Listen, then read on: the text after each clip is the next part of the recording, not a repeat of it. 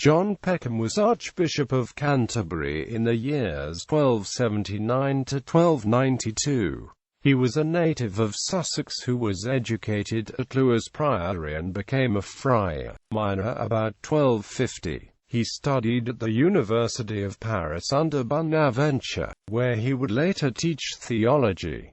From his teaching, he came into conflict with Thomas Aquinas, whom he debated on 2 occasions. Known as a conservative theologian, he opposed Aquinas' views on the nature of the soul. Peckham also studied optics and astronomy, and his studies in those subjects were influenced by Roger Bacon. In around 1270, Peckham returned to England, where he taught at the University of Oxford, and was elected the provincial minister of England in 1275. After a brief stint in Rome, he was appointed Archbishop of Canterbury in 1279. His time as Archbishop was marked by efforts to improve discipline in the clergy as well as reorganize the estates of his see.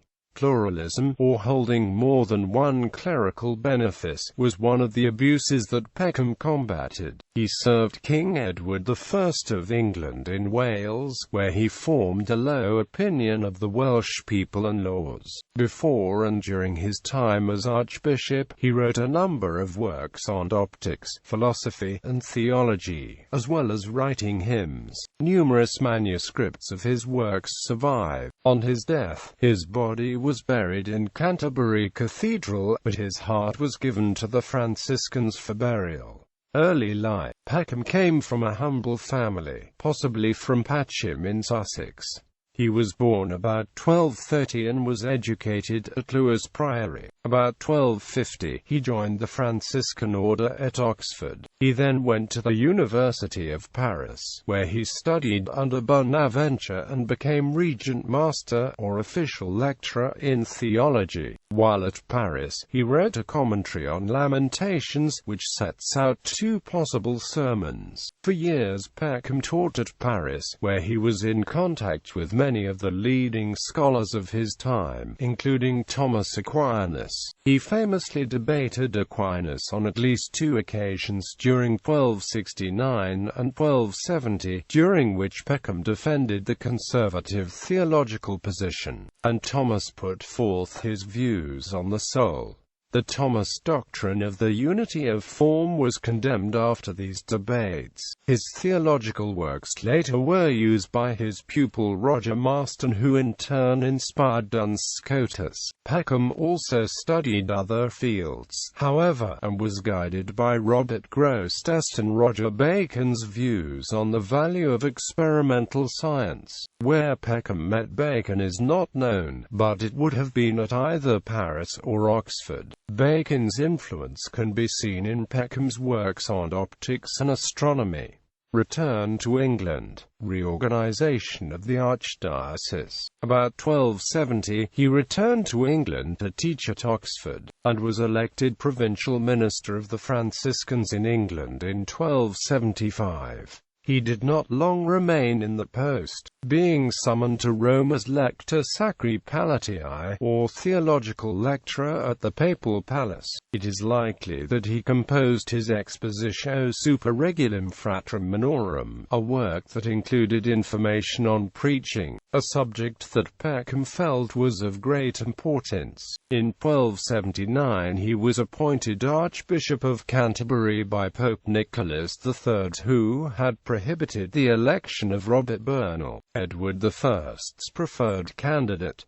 He was provided on the 25th of January 1279 and consecrated on the 19th of February 1279. Peckham laid stress on discipline, which often resulted in conflict with his clergy. His first episcopal act was calling a council at Reading in July 1279 to implement ecclesiastical reform, but Peckham specifying that a copy of Magna Carta should be hung in all cathedral and collegiate churches offended the king as an unnecessary intrusion into political affairs. Another ruling was on non-residence of clergy in the livings. The only exception Peckham was prepared to make on non-residence was as if the clerk needed to go abroad to study. At the Parliament of Winchester in 1279, the Archbishop compromised and Parliament invalidated any regulation of the Council dealing with royal policies of power. The copies of Magna Carta were taken down. One reason the Archbishop may have backed down was that he was in debt to the Italian banking family of the Riccardi, who also were bankers to Edward and the Pope, and Peckham was under threat of excommunication from the Pope unless he repaid the loans. However, Peckham worked hard to reorganize the estates of the diocese, and held an inquiry in 1283 through 1285 into the revenues of the see. He set up administrative structures in the manors that divided them into 7 administrative groups. Peckham, though, was almost continually in debt, and because he was a Franciscan, he had no personal property to help with his living expenses. He had inherited the diocesan debts that his predecessor had allowed to accumulate, and never managed to clear them. Relations with the Welsh notwithstanding his other actions, Peckham's relations with the king were generally good, and Edward sent him on a diplomatic mission to Llywelyn ap Gruffudd in Wales.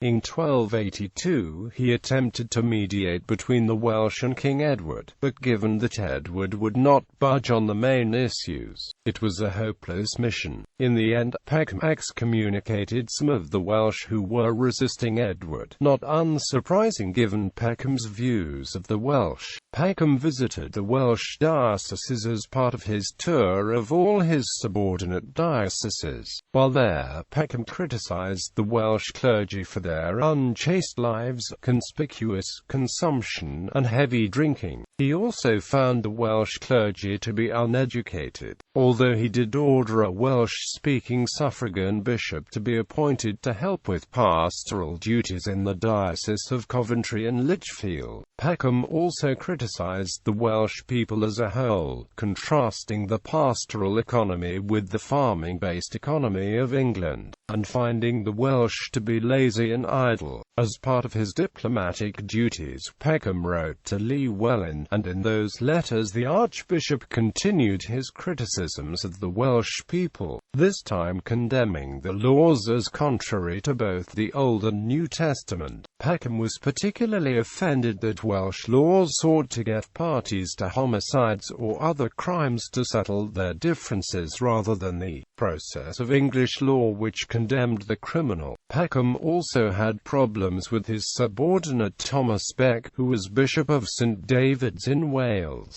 Beck tried to revive a scheme to make St David's independent from Canterbury, and to elevate it to metropolitan status. This had originally been put forth by Gerald of Wales around 1200, but had been defeated by the actions of Hubert Walter, then the Archbishop of Canterbury. Beck did not manage even the 4-year fight that Gerald had managed, for Peckham routed him quickly. Ecclesiastical matters. Skirmishes with Edward over clerical privileges, royal power, Peckham's use of excommunication, and ecclesiastical taxation continued. But in October 1286, Edward issued a writ entitled Circumspectae Agates, which specified what types of cases the ecclesiastical courts could hear. These included moral issues, matrimonial issues, disputes about wills and testaments, the correction of sins, and slander and physical attacks on the clergy. Peckham was very strict in his interpretations of canon law, and once wrote to Queen Eleanor that her use of loans from Jewish money-lenders to acquire lands was usury and a mortal sin. He also felt that Welsh laws were illogical and conflicted with biblical teachings. He also mandated that the clerical tonsure worn by the clergy should not just include the top of the head, but also have the napon over the ears shaved, which allowed the clergy to be easily distinguished from the laity. To help with this, the Archbishop also forbade the clergy from wearing secular clothing, especially military garb. He also forbade an effort by the Benedictine order in England to reform the monastic rule, to allow more time for study and for more education for the monks. Peckham's reason was that they were against custom, but he may also have had concerns that these reforms would have drawn recruits away from the Franciscans. At an ecclesiastical council held at Lambeth in 1281, Peckham ordered the clergy to instruct their congregations in doctrine at least 4 times a year. They were to explain and teach the articles of faith, the 10 commandments, the works of mercy, the 7 deadly sins, the 7 virtues and the sacraments. This command was issued as a canon or law of the council, and the group is known as the Lambeth Constitutions. Even later these constitutions were collected as the Ignorantia Sacerdotum. The 6 doctrines comprised the minimum theological knowledge the Archbishop considered necessary for the laity to know. The constitutions, which were originally in Latin, were the basis and inspiration for pastoral and devotional works throughout the remainder of the Middle Ages, and were eventually translated into English in the 15th century. The crime of plurality, or pluralism, which was the holding by one cleric of 2 or more benefices, was one of Peckham's targets, as were clerical absenteeism and laxity in the monastic life. His main method of fighting these was a system of visitation of his subordinate dioceses and religious houses, which he used with an unprecedented frequency. This often resulted in conflicts over whether or not the Archbishop had jurisdiction to conduct these visits, but Peckham was also papal legate, which added a layer of complexity to the resulting disputes. The numerous legal cases that resulted from his visitation policy strengthened the archiepiscopal court at the expense of the lower courts. Peckham also fought with Thomas de Canterbury, Bishop of Hereford, over the right to visit subordinate clergy. The quarrel involved an appeal over the jurisdiction of the Archbishop that Thomas sent to Rome in 1281, but Thomas died before the case could be decided. Peckham also decreed that the clergy should preach to the flocks at least 4 times a year. Peckham often was in conflict with his subordinate bishops, mainly because of his efforts to reform them, but Peckham's own attitude and handling of his clergy contributed to the problem. He once wrote to Roger de Mayland, the Bishop of Coventry and Lichfield, "These things need your attention, but you have been absent so long that you seem not to care. We therefore order you, on receipt of this letter, to take up residence in your diocese, so that, even if you are not competent to redress spiritual evils, you may at least minister to the temporal needs of the poor." The historian Richard Southern says that Peckham's disputes with his suffragan bishops were conducted in an atmosphere of bitterness and perpetual ill will, which probably owed something to a petulant strain in Peckham's character. Peckham's conflict started because his own ideals were those of a Franciscan, but most of his clergy were concerned with more mundane and materialistic affairs. These strains between the Archbishop and his subordinates were intensified by clashes over ecclesiastical and secular authority, as well as Edward's great need for income.